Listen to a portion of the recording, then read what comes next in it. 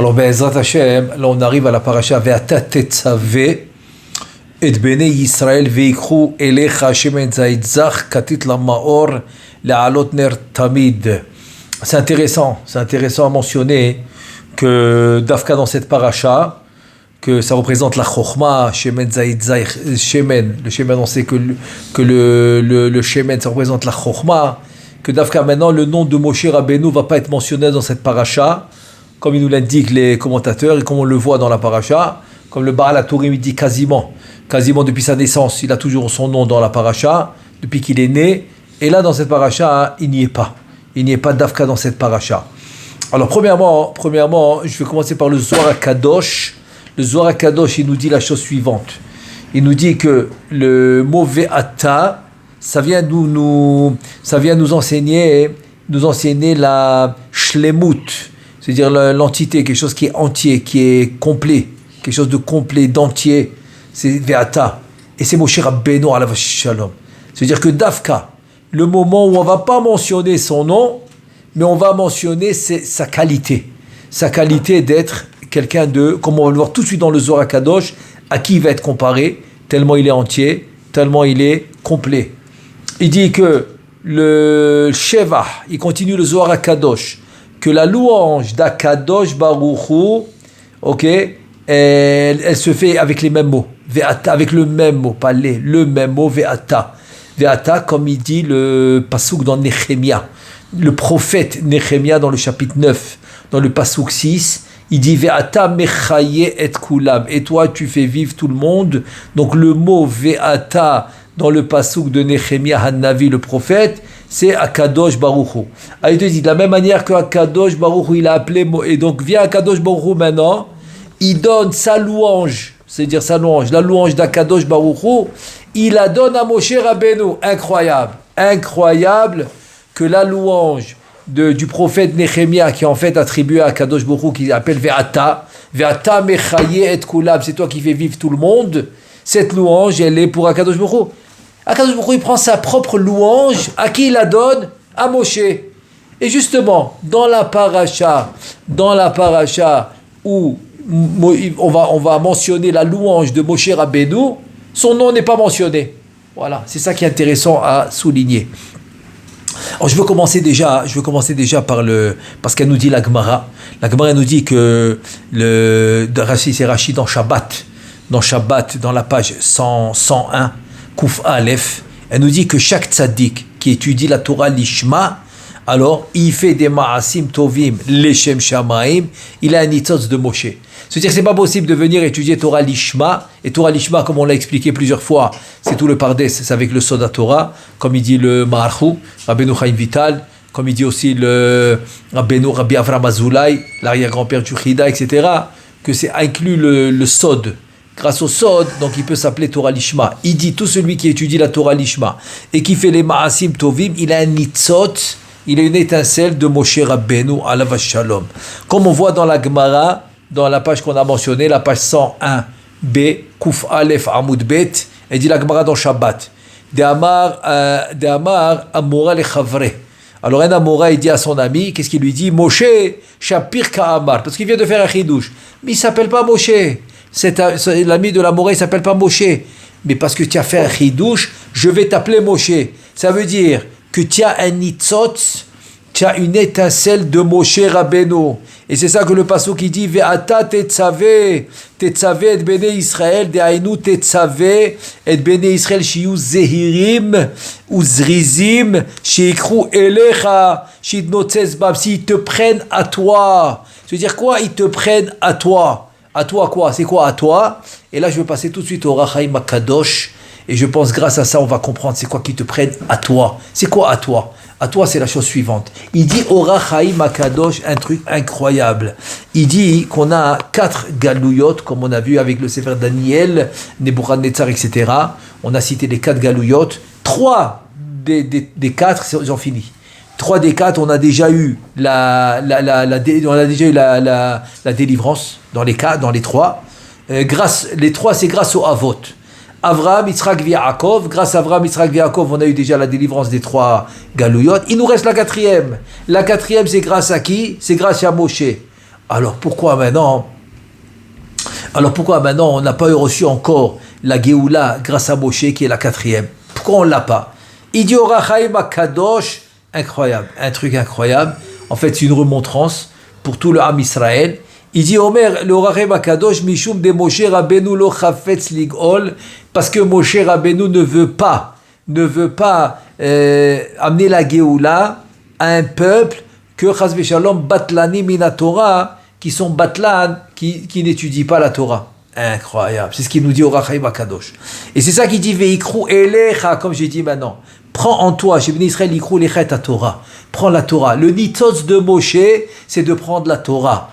Zaït, on sait que le prix, que le zaït, qui est l'olive, on sait que l'olive est très très amère. D'ailleurs, c'était le Rav Avdallah Somer. Avdallah Somer dans Zifrei Tzedek. Son livre il s'appelle Zifrei Tzedek. Il est à Bagdad. Il écrit là-bas que c'est d'Afka cette olive-là qui donne l'oubli. C'est l'olive qui est très très très amère, qui est l'olive qui n'est pas traitée quoi. Tu la cueilles directement de l'arbre, très très amère. C'est elle d'ailleurs qui donne l'oubli. Et donc si tu manges cette olive ou une partie de cette olive amère, après tu peux prendre même un verre de Coca-Cola, l'amertume elle est encore là, tellement c'est amer. Et si tu prends cette olive, tu la concasses, et tu la mets après dans le vinaigre, dans l'eau, dans le sel, etc., comme on fait, etc., tu la fais macérer, et tu retrouves un goût extraordinaire. C'est plus la même olive. Et deuxièmement, qui est encore mieux que le premier cas, c'est que tu la rends l'huile d'olive. L'huile d'olive qui est une huile la plus chère dans le marché, de toutes les autres huiles, parce que c'est quelque chose de qualité. C'est sorti de l'huile. Donc c'est sorti de l'olive. Quelque chose qui est amer va sortir quelque chose qui est très cher et qui est très très très bon pour la santé de l'homme, etc. L'huile d'olive, comme on l'a toujours vu dans toutes les générations. Et donc pourquoi ça ressemble à la Torah? Parce que la Torah, si tu prends pas de goût, si tu n'as pas de goût dans la Torah, c'est très amer. Très amer. Tu vas pas prendre plaisir. Mais si tu sais la concasser, tu sais passer jour et nuit, essayer de la comprendre et rentrer bien dans le sujet, après tu vas avoir un goût extraordinaire. C'est-à-dire c'est quelque chose que tu peux jamais expliquer à ton prochain. Il vient David Ameler, il dit je peux pas te l'expliquer, mais je peux te dire une chose. Ta'amur o kitov Hashem. Je peux te demander de la goûter. Va goûter la Torah, tu vas voir qu'elle est extraordinaire. Donc il vient maintenant au Orach Chaim Kadosh, il dit tout ce qui nous manque. Ah, tu vas me dire, maintenant, il y a beaucoup de shivot, beaucoup plus qu'avant. Et comme la Gemara elle-même, elle dit, si tu dis qu'on n'étudie pas ces sujets, non, on étudie tous les sujets de la Torah, tout le Pardes. Alors en fait, ce qu'il nous dit au Orach Chaim Kadosh, c'est qu'on attend la qualité. La quantité, tu as raison. On peut trouver la quantité, oui, mais il nous faut la qualité. La qualité, parce qu'on voit que souvent, on va étudier, oui, mais est-ce qu'on est concentré? Un peu moins. Est-ce qu'on vraiment, on prend ça vraiment, on essaye de comprendre chaque mot de la Torah comme il faut. Imagine-toi maintenant, tu reçois une lettre, choisis le roi que tu veux. Le roi d'Espagne, le roi d'Angleterre, le roi du Maroc, ce que tu veux. Il t'envoie une lettre. Maintenant, toi, tu ne comprends pas la langue. Si c'est le roi du Maroc, par exemple, tu ne comprends pas l'arabe. Si c'est le roi d'Angleterre, tu ne comprends pas l'anglais. Par exemple, oui, il t'envoie une lettre. Qu'est-ce que tu fais? Tu vas chez le traducteur professionnel. Le traducteur professionnel, et tu vas lui demander de quoi? Tu vas lui demander de traduire la lettre le mieux possible, comme ça tu vas comprendre chaque mot, tu vas comprendre chaque détail de la lettre, parce que c'est quelqu'un d'important qui te l'a envoyé. Il dit aujourd'hui, il te dit, ça c'est le mashal, c'est le Chovot Avalvot qui dit ce mashal, il dit c'est quoi le nimshal? Le nimshal c'est que tous les jours, tu ouvres la lettre d'Akadosh Baruch Hu. La Torah c'est la lettre d'Akadosh Baruch Hu qui est adressée à chacun d'entre nous. Parce que comme je le répète souvent, la différence entre la tefila et l'étude de la Torah, c'est que la tefila, c'est toi qui parles à ton Créateur. La Torah, c'est lui qui te parle à travers l'étude de la Torah. Ça veut dire que tu peux être dans un cours de Torah et tu entends le Rav parler. Ça m'arrive tout souvent. Je fais un cours, après souvent l'élève, il a l'impression que je lui parle. Alors que non, moi je parle du sujet. Comment il a eu cette impression? C'est très facile. C'est parce qu'à travers la Torah, oui, peu importe celui qui l'enseigne, celui qui fait un cours, n'importe qui, mais à travers l'étude de la Torah, et tu es venu, tu t'es présenté pour étudier la Torah, Akadosh Baruch Hu, il va t'envoyer le message à travers l'étude. Pourquoi? Parce qu'il veut te parler à travers l'étude. C'est-à-dire le dialogue. C'est-à-dire que la connexion entre le Créateur et le Am Israël, c'est la Torah. C'est-à-dire la Torah va nous donner cette connexion et cette proximité et ce dialogue qu'on pourra, à travers la Tfila, on pourra parler avec Akadosh Baruch Hu, et à travers l'étude de la Torah, Akadosh Baruch Hu, il pourra nous parler et nous donner les réponses qu'on a besoin. Donc ça veut dire que finalement, il vient Moshe Rabbeinu et il dit, écoute, moi je suis prêt à faire la Géoula, mais j'ai besoin que tu me montres ton sérieux dans l'étude de la Torah, parce que le sérieux, qui dit sérieux dans l'étude de la Torah, c'est la proximité avec Akadosh Baruch Hu, et c'est là que David Amelech il nous dit ça en 2 mots, ta'amur. Ta'amur c'est goûter, et vous allez voir. Kitov Hashem. Ta'amur ou Kitov Hashem. Ta'amur c'est goûter, où vous allez voir que Hashem il est très bon. Très bon. Je peux pas te le décrire. Je peux pas te le décrire. Une seule chose que je peux te dire, c'est viens le goûter. Et c'est bon, j'ai souvent l'habitude de le dire. Je veux juste vous faire un rappel, parce que c'est quand même important. C'est qu'il y a beaucoup de raisons pourquoi la Torah a été comparée à l'eau. Beaucoup. Mais il y a une raison particulière que j'aime beaucoup, qui définit vraiment ce qu'on a dit maintenant.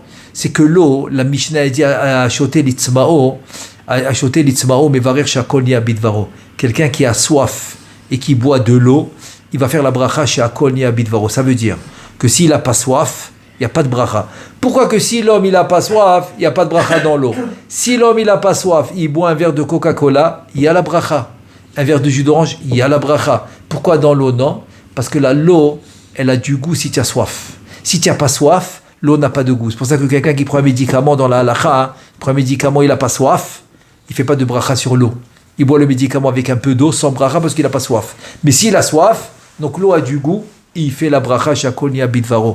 Il dit la Torah c'est pareil. Un homme qui étudie la Torah qui n'a pas de goût, il n'est pas assoiffé. Il n'est pas assoiffé pour la Torah, elle n'a pas de goût. Elle n'a pas de goût. Pour que la Torah elle a du goût, il faut que tu sois assoiffé. Une fois que tu es assoiffé de Torah, là elle a du goût. Et c'est ce qu'il dit David Ameler, Ta'amur ou Kitov Hashem, viens goûter Hashem parce qu'il est très, il est très bon. Ta'amur ou. Vous allez voir. Ça, c'est quelque chose que vous allez voir. C'est pas quelque chose que je peux vous décrire. C'est pas on va dire comme ça, la métikout, la douceur et le goût exceptionnel de la Torah, quand tu commences à la goûter, c'est quelque chose que tu peux plus t'en passer. Pourquoi? Parce que c'est la nourriture de la Neshama. Donc c'est-à-dire, il vient Moshe Rabbeinu, il dit, bien sûr que je vais amener la Géoula. Absolument. Mais pour amener la Géoula, il faut me montrer que vous vous connectez avec la Torah. C'est pour ça que Moshe Rabbeinu va faire dépendre la dernière Géoula avec la proximité qu'on a avec la Torah. Parce que la Torah, en fait, c'est Akadosh Baruch Hu. C'est pour ça que quand tu dis Kucha Berichu, Torah, Ve Israël Chadhu. Comment c'est Chad? Si je compte, ça fait 3. Akadosh Baruch Hu, c'est 1. Am Israël, la Torah, c'est 2. Am Israël, c'est 3. Il dit non. Il dit Akadosh Baruch Hu et la Torah, c'est pareil. Et Am Israël, c'est Chelek Eloah Mima'al. C'est un chélek de la divinité d'Akadosh Baruch Hu qui nous a créés. Donc ça fait une seule entité. Une seule entité. Quand tu prends Akadosh Baruch Hu, la Torah et le Ham Israël dans cet ordre-là, spécifique dans cet ordre-là, donc tu vois cette connexion qui se fait, donc ça devient une entité. Que Akadosh Baruch Hu, la Torah et le Ham Israël, ça devient une seule chose. Et c'est là que le Passouk qui continue nous dit la chose suivante. Il nous dit, donc Tetzavé, Ve'ata tetzavé et Béné Israël, on a dit Ve'ata c'est Moshe. Et on a dit prends, Vikro Elecha, on a dit que tu prends une partie de Moshe, c'est le Nitzot, c'est l'étincelle de Moshe, parce que Moshe, on a dit que c'est la Torah, que chacun qui va faire des Chidouché Torah, comme on a vu, Moshe Shapir Kahamar, il a un Nitzot, il a une étincelle de Moshe. Tetzavé et Béné Israël, Shiuzeirim, Uzrizim, Shikro Elecha, comme on a dit le Nitzot, c'est ce qu'on a dit jusqu'à maintenant. Et là maintenant on continue le Passouk. Et là maintenant le Passouk, qu'est-ce qu'il nous dit? Il nous dit que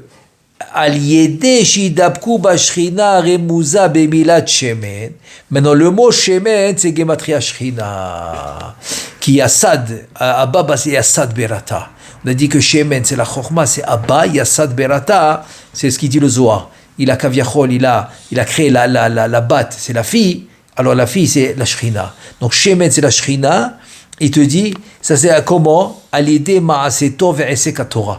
Donc en associant les deux, parce que la Torah sans action, alors elle vaut rien parce que le but Gadol Talmud Shemivili Dema, c'est grand, il est le Talmud qui est l'étude, qui amène à l'action. Et c'est pour ça qu'il nous dit Zaït, c'est Gematria Bema, c'est Zaït, c'est Bema, c'est la Gematria exactement du Maaseh. Donc Shemen la Shrina, si tu prends un Nitzotz de Moshe Rabbeinu, c'est la Torah. Ensuite, on a dit Zaït, c'est la Shrina. Ensuite, tu fais le Maaseh, Zaït, c'est le Maaseh, Shemen, c'est la Shrina, Zaït, c'est le Maaseh. Il te dit Kishit asek bemaaseh zar, et ça veut dire qu'il doit être pur, que ton maaseh soit pur, parce qu'il n'y a pas comme un maaseh pur. Un maaseh pur, ça veut dire que Akadosh Baruch Hu li babae. J'ai envie de donner un exemple qu'on a vu dans la paracha précédente, la paracha de Trouma. J'explique selon le Khatam Sofer. Le Khatam Sofer qui dit que Moshe Rabbeinu, qui était Kvad Pe Kvad Lashon, ou Aral Sefatayim, c'est-à-dire qu'il avait un problème dans la prononciation de certaines lettres. Pourquoi ? Parce que le Midrash il nous raconte que quand il était petit et que les Chosé Bakochavim, ceux qui voyaient dans les étoiles, etc., les astrologues, il a fait tous les astrologues, quand ils sont venus dire à Moshe Rabbeinu, ils sont venus dire à Paro que le délivreur de Am Israël il va grandir dans ton palais. Donc ils ont dit peut-être que c'est celui-là, ce Moshe-là, que ta fille, elle a ramené du Nil, du Nilus, peut-être que c'est lui. Et donc il a voulu vérifier. Donc il lui a mis un plateau avec une braise de feu, un plateau avec une couronne en or. Donc évidemment, Moshe était chacham, il voulait prendre la couronne en or, vient un malach, il lui change pour ne pas que Paro le tue, il lui amène la main dans la braise, donc il la met vers la bouche et il se brûle les lèvres. Donc Paro il a dit c'est pas possible que c'est lui. En fait c'était un malach, c'était un ange qui a fait ça pour ne pas que Paro tue Moshe et qu'il puisse continuer à grandir dans son palais. Donc Paro il a rejeté la supposition des astrologues et voilà comme ça il a été sauvé Moshe. Mais entre temps il s'est brûlé les lèvres. Donc c'est ça le Kvad Pe Kvad Lashon ve'aral Sefatayim, c'est qu'il n'arrivait pas à prononcer. Et c'est quoi ces certaines lettres qu'il n'arrivait pas à prononcer? Il dit le Khatam Sofer Boumaf. C'est les 4 lettres que tu as besoin des lèvres pour les prononcer. On a des lettres qui viennent de la gorge gutturale, on a des lettres qui viennent du palais, des lettres de la langue, des lettres qui viennent des dents, Zasrach, des dents, Datlana c'est la langue, Gichak c'est du palais, Ach'a c'est de la gorge, et tu as le Boumaf. Boumaf c'est des lèvres. Le Boumaf c'est le Bet, le Vav, et ensuite le Mem et le P. Boumaf, c'est les lettres. Maintenant, dans le mot Terouma, tu as le Vav et le Mem. Et vient à Kadosh Baruch Hu Daber Adonai Moshe les morts, Daber el Bene Israël veikru li Terouma, met kol ish asher yidevenu libo tikru et Teroumati. Il vient à Kadosh Baruch Hu, il ordonne à Moshe Rabbeinu. Toi, c'est toi qui vas ordonner au Am Israël de faire une Trouma, sans beaucoup d'introduction, sans introduction, rien du tout. Mais je comprends pas. Si tu enlèves le Vav et le Mem que Moshe Rabbeinu ne sait pas prononcer, dans le mot Trouma, qu'est-ce qui reste? Tara, qu'est-ce qu'il va leur dire? Qu'est-ce que Moshe Rabbeinu va dire au Am Israël? Tara. Comment il peut être choisi? D'habitude, tu veux maintenant, je sais pas moi, il veut faire un Mishkan, il veut construire quelque chose pour Akadosh Baruch Hu, tu veux construire une synagogue. Donc tu vas aller prendre quelqu'un qui sait très bien parler, comme ça il va persuader le Kaal de bien donner des troumot, des donations, comme ça on peut faire la synagogue. Akadosh Baruch Hu il fait le contraire. L'Echatrila, il prend quelqu'un qui peut même pas dire le mot trouma correctement, et c'est lui qui va encourager l'Am Israël à donner des donations. Comment c'est possible? Alors c'est la même réponse. C'est Rachamana Ali Babae. Akadosh Baruch Hu il veut le cœur. Le cœur, c'est quoi le cœur? En fait, c'est comme ça. C'est que il veut que Am Israël donne, pas parce que je t'ai persuadé à donner, parce que tu veux donner. Et quand tu veux donner, tu n'as pas besoin d'un orateur qui est extraordinaire, qui a fait des cours. Il y en a qui font des cours aujourd'hui pour ça. Ils font des cours pour apprendre comment persuader les gens, etc. Il a dit pas du tout le contraire. Je prends le contraire. Quelqu'un qui ne sait même pas dire le mot trouma, qui est donation. Le mot donation correctement. C'est comme tu dis maintenant, tu demandes à quelqu'un de prélever des donations et il ne sait même pas dire le O et le N, par exemple. Alors, qu'est-ce qu'il va dire? Tu enlèves le O et le N, qu'est-ce qu'il reste? Dation, c'est ce qui reste. Qu'est-ce qu'il va dire? Eh bien, c'est exactement ça. Parce qu'il veut le cœur. Parce que la langue du cœur, c'est la langue qui remonte jusqu'à la bina. Comme il dit le Patach Eliyahu. Bina balev, alev mevin. Donc c'est ça en fait. C'est ça ve'ata tetzavé. C'est-à-dire que c'est dans l'endroit caché. Le cœur qui est caché, c'est là-bas que je veux le réveil de l'homme, dans l'endroit caché. C'est pour ça que Davka, dans la paracha qui est cachée, je vais donner la louange de Moshe Rabbeinu. Parce que la louange, elle n'est pas dans le dévoilé, elle est dans le caché. C'est pour ça qu'il vient les Drashot Haran. Écoutez bien, il vient les Drashot Haran, qu'est-ce qu'il dit? Il dit que le chisaron, le manque de l'homme, c'est Aïtaron, c'est le plus. C'est-à-dire le chisaron, le manque, en fait c'est le plus. C'est-à-dire que tu penses que c'est quelque chose de pas bien. Mon cher Rabbeinu, Kvad Pe, Kvad Lachon, il ne peut pas parler, il y a des lettres qu'il ne peut pas prononcer, ça devient le bien, ça devient le plus. C'est lui que je vais désigner. Parce que c'est lui que je veux qui parle à Israël, parce que je veux le cœur. Si maintenant je mets un orateur qui sait bien parler, donc ils vont être persuadés, ils vont le faire, mais pas parce qu'ils le font de tout leur cœur. Pas du tout. Et c'est ça que je veux. Je veux quelqu'un qui le fait du cœur, et c'est comme ça qu'on va fonder le Am Israël. C'est comme ça qu'on va créer le Mishkan. C'est quoi le Mishkan? Le Mishkan, ve'asuli migdash ve'shachanti betocham betocholo neemar. C'est quoi betocho? C'est pas écrit au singulier. Attends, le Mishkan, combien il y en avait? Combien de Mishkan il y avait au désert? Un seul. Donc tu devais le dire au singulier. Ken? Ve'asuli migdash, comme tu as bien commencé. Ils vont me faire le Mishkan au singulier. Ve'shachanti, Ken? Ve'asuli ve'shachanti betocho. Betocho, c'est quoi Betocho? Au singulier. Non, c'est quoi Betocham? Il y a un seul Mishkan. Alors la réponse est Bekol Lev Shel Kol Echad Vechad. Je veux résider dans le cœur de chacun de vous. Et c'est ça l'enseignement extraordinaire de Ve'ata Tetzavé. C'est-à-dire dans l'absence de la présence, le contraire de la présence.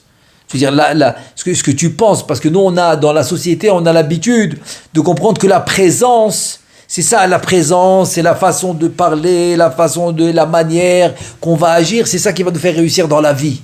C'est ce qu'elle nous enseigne la société. Ici, tu vois que l'absence, elle est plus importante que la présence. Parce que dans l'absence du nom de Moshe Rabbeinu, c'est là que je vois sa louange. Mais ça devrait être le contraire. Il dit non, c'est ça, Ve'ata. Ve'ata, dans l'absence, le chisaron, le manque, il va devenir le hitaron. Il va demander le plus dans ta vie. C'est ça qui va devenir, c'est ça qui va te donner. C'est ça qui va te donner en fait la réussite dans la vie. C'est le manque, c'est pas le plus. Comme souvent j'ai raconté cette histoire extraordinaire par rapport à quelqu'un qui a travaillé très dur dans un certain truc dans l'informatique, mais très haut niveau. Donc il lui fallait une entreprise de haut niveau pour l'embaucher, jusqu'à qu'il a eu finalement le rendez-vous avec le PDG de l'entreprise pour vérifier son CV, etc. Parce qu'il voulait obtenir ce poste. Très très bien. Et c'est tombé dans la période du Homer, où même ceux qui se rasent, ceux qui se rasent pas, mais même ceux qui se rasent pendant l'année, la période du Homer, ils se rasent pas. Et lui, évidemment, il s'est pas rasé, parce qu'il était chômeur, Shabbat, etc., il se rasait pas. Et voilà que maintenant, il a un dilemme. Il dit maintenant, le PDG, c'est un goy, j'ai maintenant une entrevue avec lui, donc si maintenant je vais comme ça, pas rasé, ça peut avoir mauvaise impression. D'un autre côté, c'est le Homer, je me rase pas, je me suis jamais rasé. Il savait pas quoi faire. Finalement, il décide que comme c'est quelque chose qu'il attendait, ça fait très très très longtemps, et que c'est une opportunité qu'il ne peut pas rater, donc il ne veut pas prendre le risque. Et comme il ne veut pas prendre le risque, il décide de se raser. Il arrive à l'entrevue, le PDG l'examine, le CV, etc. Tout va très très bien, il lui dit, mais tiens, un candidat exceptionnel, mais je ne vais pas te prendre. Attends, mais ça ne marche pas. Comment je peux être un candidat exceptionnel et tu ne me prends pas? Il dit, je vais te dire, c'est très simple. C'est que je vois que d'après ton nom, etc., que tu es juif. Et évidemment, oui, exactement, je suis juif, oui. Et alors? Eh bien moi, je suis goy, oui. Maintenant, je travaille beaucoup avec les juifs dans mon domaine. C'est un domaine où les juifs travaillent, il y a beaucoup de juifs qui travaillent avec moi, etc. Et je sais que cette période-là, même ceux qui se rasent toute l'année, je sais que maintenant ils ne se rasent pas, à cause de, je sais pas, il a essayé de dire le mot Homer, je sais pas qu'ici, c'est un goy. Lui dit c'est vrai, et lui dit je vois que tu t'es rasé. Donc si tu n'es pas fidèle à ton créateur, tu n'es pas fidèle à ta religion, comment tu vas être fidèle à mon entreprise? Donc je ne peux pas te prendre. Voilà. Même si tu as les qualités, je vois que tu peux, je ne peux pas te prendre. Je peux pas te prendre. Et donc c'est comme ça qu'il a raté son. Ça veut dire que quoi?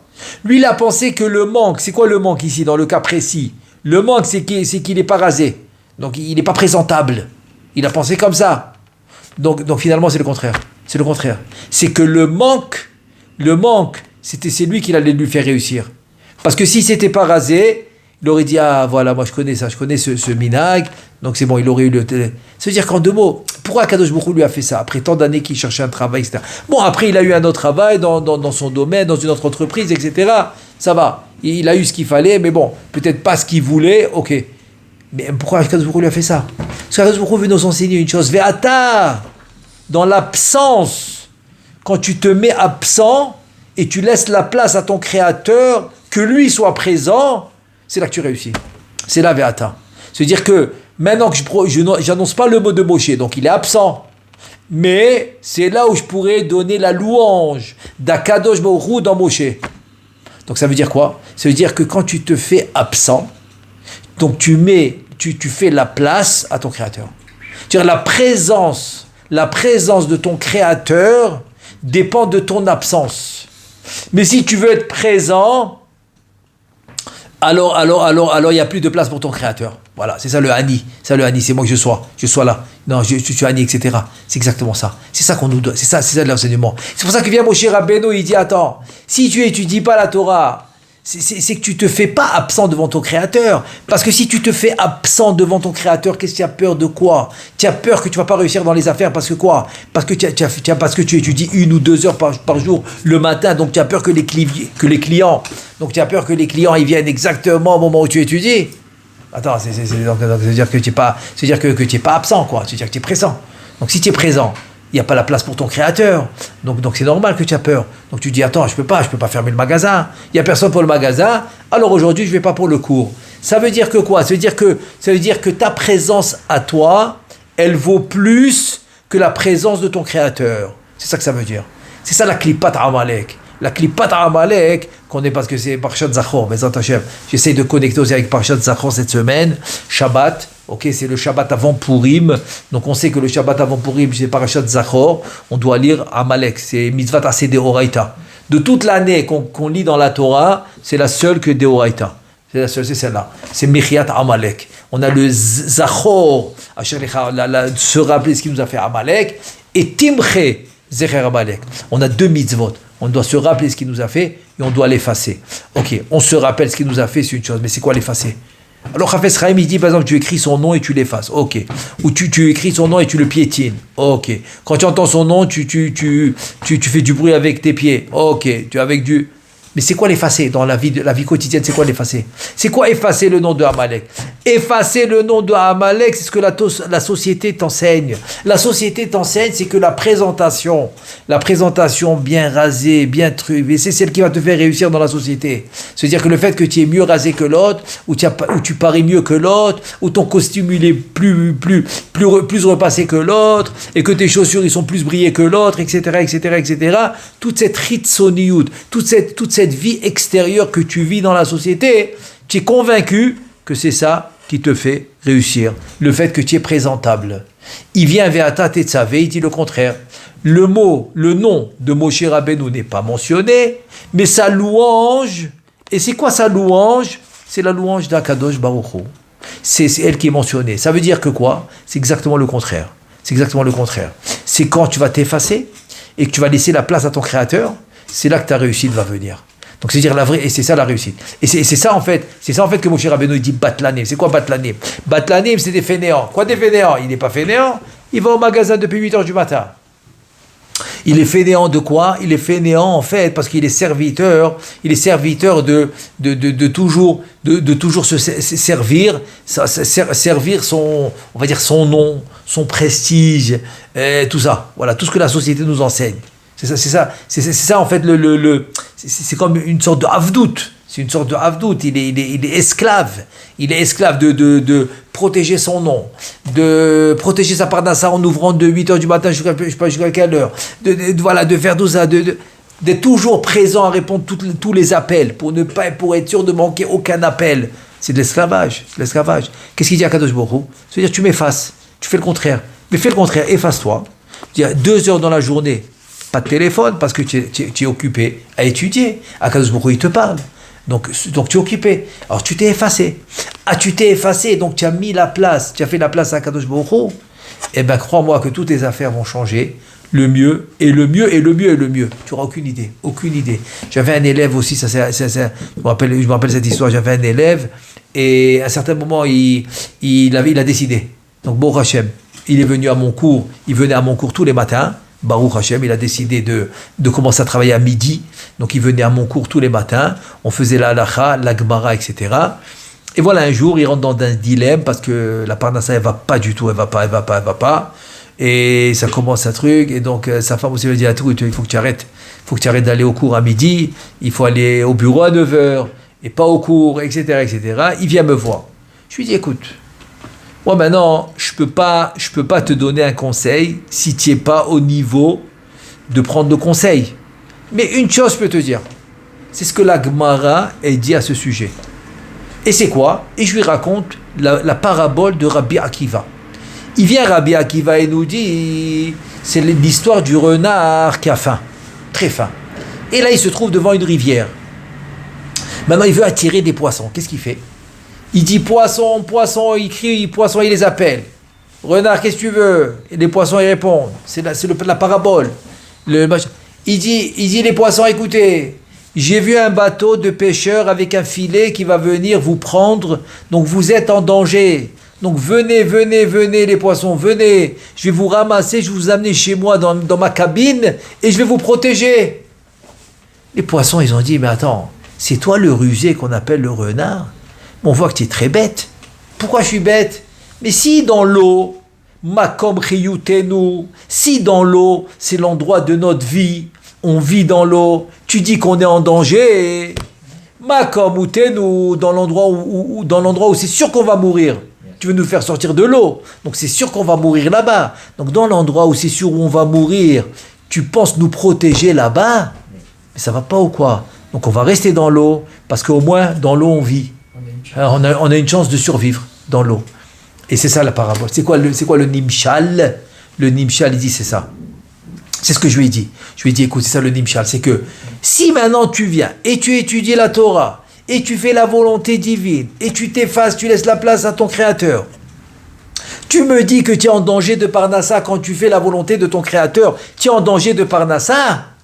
Donc quand tu vas aller au bureau et que tu vas quitter la Torah, tu vas quitter la volonté de ton Créateur, alors que tu vas gagner plus, j'ai pas compris. Même si tu penses que tu vas gagner plus, ça va être mieux. Ça je peux pas comprendre. C'est ce que Rabbi Akiva il a dit. Donc je lui ai dit, écoute, je ne veux pas te dire quoi faire parce que des fois, tu dis à quelqu'un, ça m'est déjà arrivé, c'est pour ça que j'ai arrêté de dire, parce que des fois tu lui dis quoi faire, il le fait parce que tu lui as dit, mais il n'est pas au niveau. Donc ça ne marche pas. Non, il faut être au niveau. Il faut être au niveau. Dans ça, il faut être au niveau de le faire. Comme ça, tu le fais entier. Tu le fais à 100%. Donc c'est ce que j'ai dit. Les choses, ils ont lui ont fait beaucoup de réfléchir.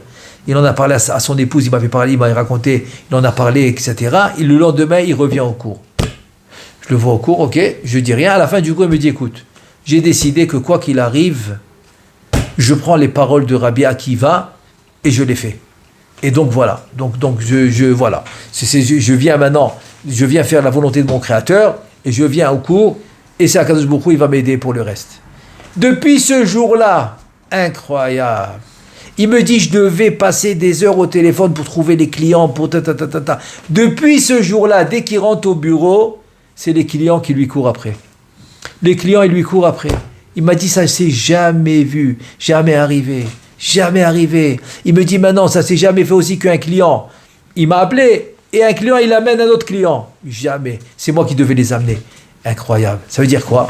Ça veut dire qu'en 2 mois, Akadosh Baruch Hu, il attendait qu'il le prenne sur lui. Fais-moi de la place. Fais-moi de la place, tu vas voir que ça va bien se passer. Mais fais-la moi à la place. N'hésite pas. Et c'est ça que Moshe Rabbeinu, il attend. C'est ça que le Orach Chaim HaKadosh qu'on a dit au début qu'il attend. Il attend que tu lui fasses de la place. C'est quoi les batlanim que tu ne veux pas étudier? Parce qu'en fait, tu ne veux pas lui faire de la place. Fais-lui de la place.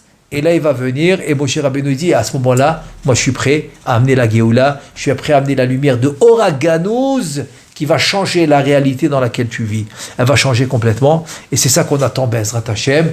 Et aussi, ça va être en même temps Mechiat Amalek. Parce que plus on laisse la place pour Akadosh Baruch Hu, plus on s'efface, et plus ça efface Amalek. Parce que tout le Amalek, c'est la société, c'est le contraire de s'effacer.